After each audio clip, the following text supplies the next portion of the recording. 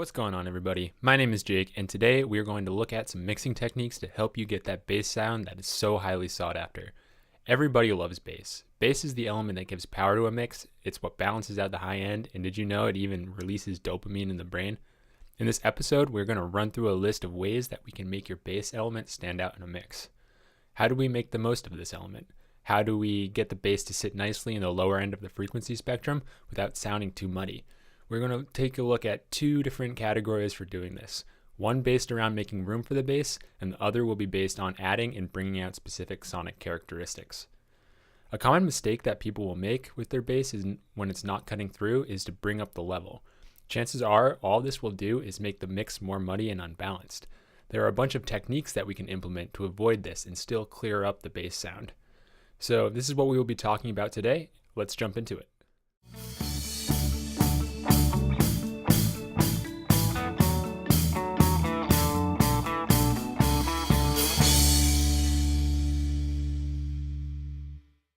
First off, let's think about what the bass is competing with in a mix. What are the elements that share a similar space in the frequency spectrum that could be covering up the clarity of the bass? My mind specifically goes to one thing, and that is the kick drum. The kick drum and the bass will almost always compete for the lowest end of the frequency spectrum. Each element takes up space between around 60 and 250 hertz, so we want to decide which element will take the lower end of this range and which one will take the higher end. This portion really comes down to mixing preference and the genre you are working on, and as always, it comes down to what sounds best. Sometimes you might need to sample both. Alright, so let's kind of contrast our bass and our kick here. I'm going to pull up our EQ that we have from our kick. As you can tell, we've already done some EQing to the kick, and I'm going to bring up our EQ for our bass. Oops. Alright, so as you can tell, we've taken out some low end of the kick and we've kind of boosted around 250 hertz. So we've already kind of established that our kick is going to take up the higher end of the frequency spectrum, and our bass will take the lower. So our first move that we want to do is we want to boost just a little bit in the low end to give the bass a bit of contrast around this portion of the frequency spectrum.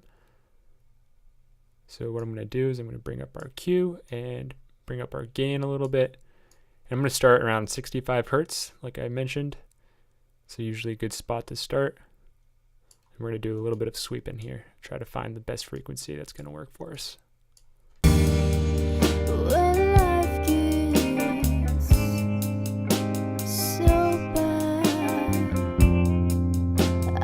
And right away, I start to hear the bass kind of become more full around 81 hertz. So that's where we're going to stick with. I'm going to bring this down just a little bit. Make the change a little bit less subtle. We're not trying to add too much to the bass here. Now, this is going to be the important part here to contrast the two elements. Is we've boosted around 258 hertz in the kick for a bit more pop, a bit more kind of attack in the kick. So what we want to do is we want to go to our low mid frequency range in our bass. Go to around 250 hertz, 258, and just kind of bring down this frequency a little bit.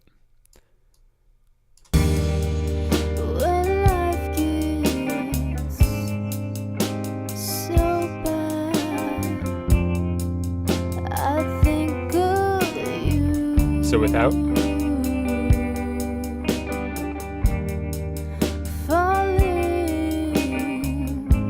And as you can tell, it's kind of subtle, but it really helps to contrast the bass and the kick and helps bring out the bass more, as the kick is its main competitor in that frequency range. The next technique is also kind of self-explanatory. Obviously, there are more elements in a mix besides just kick and bass. These elements more often than not also have frequency content in this lower range, but it really does not do anything for the clarity of these elements. So what can we do that can help this issue is simply cut out the low end of these instruments so that these frequencies do not interact with the fundamental frequencies of our low end, which in turn gives us more room for the bass to come through. Alright, so this next thing that we're going to do is we're going to start by bringing in just our bass and one of our guitars here, because we're going to add our high pass filter to our guitar. Bring up our EQ. And you're going to see the difference that this makes because there's a decent amount of low end in this particular guitar. So it's actually a pretty apparent change. It's not always going to be apparent, but just by taking out all of this low frequency content really helps to bring out the bass, make it more clear in the mix. It's going to bring it up to a decent Q, and we're going to start bringing our high pass frequency up.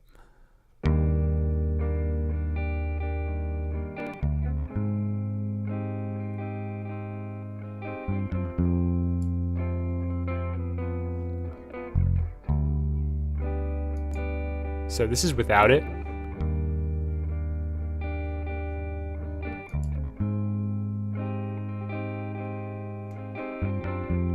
It just gets rid of all of that frequency information that we don't need, that's not affecting the clarity of the guitar, but is actually affecting just the sound of the bass. So it's a very helpful skill to use. I almost always suggest doing this.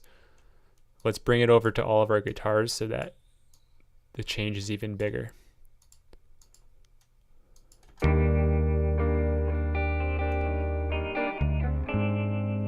As you can tell, our bass is cutting through very nicely with just that. Now I'm going to bring in the rest of the instruments.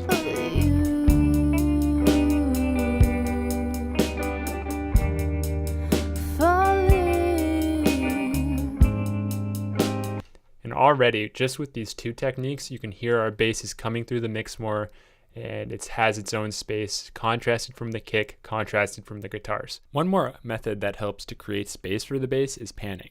The bass is naturally more omnidirectional than most of the other elements, so most oftenly you want to pan its center because panning it in any other configuration can hurt the spatial balance of the mix.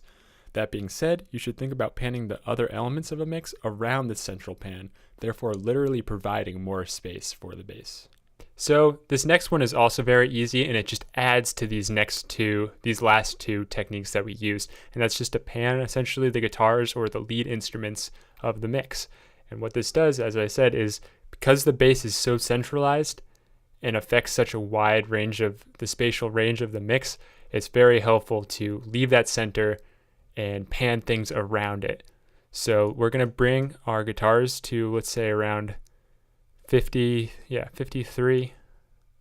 Right, take a listen to how this sounds.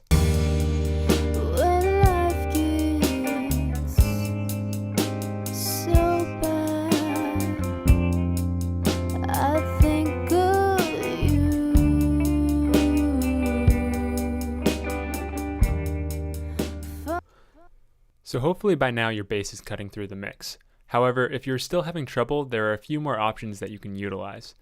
Take note that I would highly recommend you to use the techniques I previously mentioned first, as these next methods I mentioned will lower the amount of headroom that you have.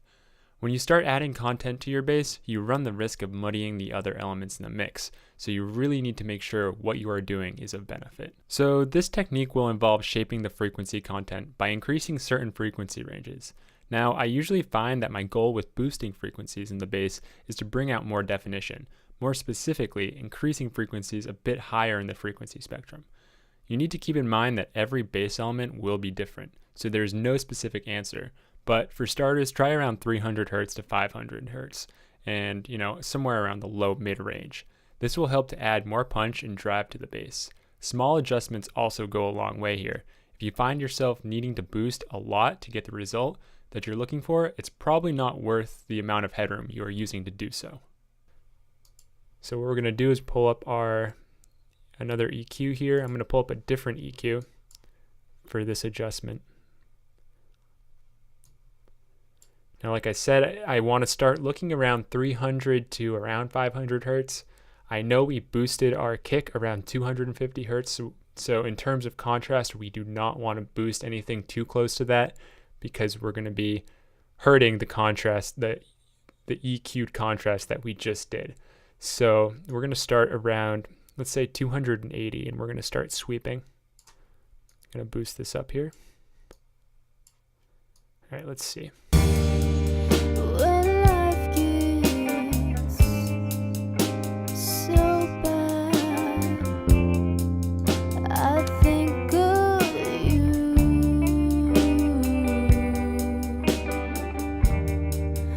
For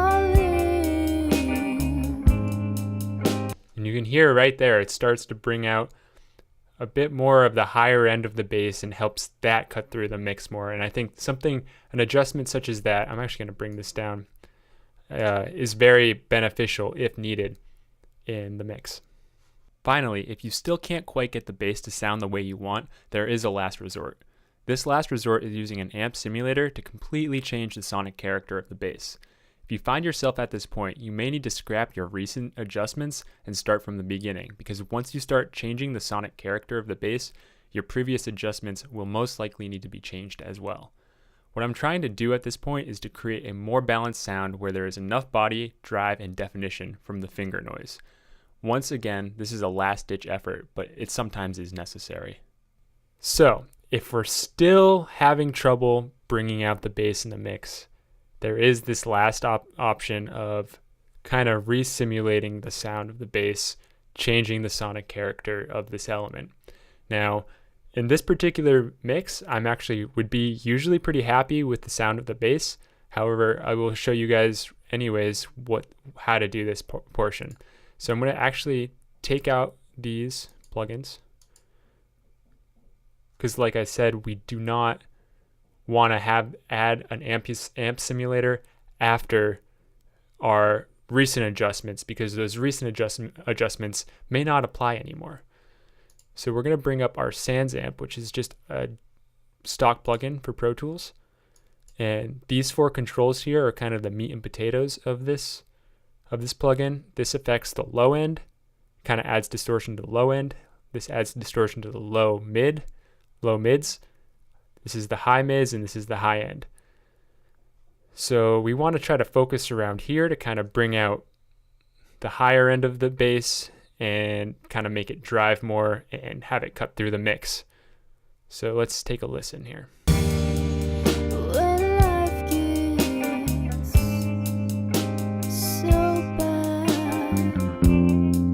You can hear how aggressive those changes are.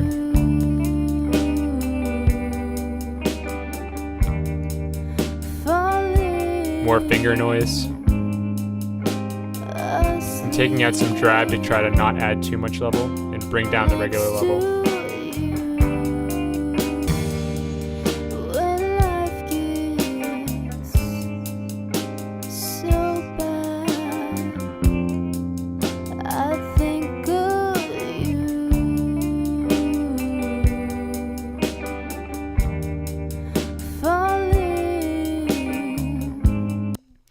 And so once you find your settings on your amp simulator that you like, you should probably go back through and start to do the other steps once again to make sure that the bass is contrasting from all the other elements. And as I said, this is something that you really only do if you tried everything and you can't get the bass to cut through the mix clearly. But as you can see, it is an aggressive way of doing this, and it is effective. You just have to be careful and make sure what you're doing actually sounds good. Getting your bass to sit just right in the mix is very important. It helps keep the mix together, and along with the drums, acts as a foundation for the rest of the process. Next time you have trouble getting your bass to cut through the mix, think of these 5 techniques in order, and you should be able to bring out and create that euphoria-inducing bass that everyone loves. So that is it for this episode of Mixing Techniques. If you enjoyed this video and found it helpful, let me know. The support goes a long way. And until next time, have a good one.